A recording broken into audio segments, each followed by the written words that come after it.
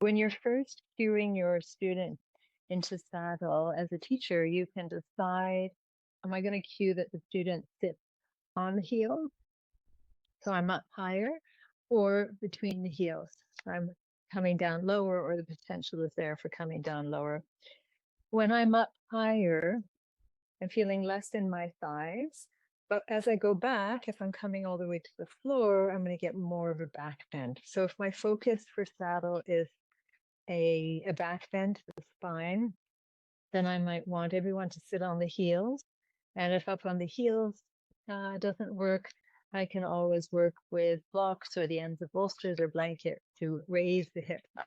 So that again, as I come back to the floor, I'm creating more of a back bend. If I'm sitting down in between the heels, as I come back, I'm going to be doing less with the spine, but I'm going to feel more in my thighs and hip flexors.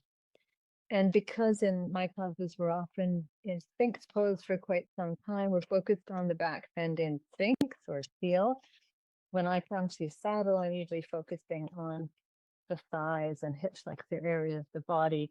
So I'm cueing sitting between the heels, but there are the two options. So sitting between the heels, and for some, even that is a challenge, and they need to sit higher. Maybe they need to be up on one block or several blocks, or even higher, creating the height that's needed so that they can actually land on something. They're able to sit down on something with some calm in the body, even though it might be intense, nothing in the knees, and they're able to be here for time. So 2 or 3 blocks might be needed, or a stack of blankets, or a stack of bolsters if you have them where you're teaching.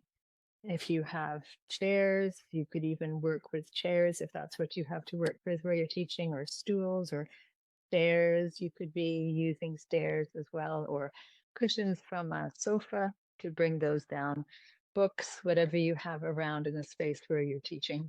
So the students can sit a little higher to make the pose accessible if the floor is too far away. So then right away, we'll check in with the knees, because we're not looking for discomfort, pain, even sensation in the knees.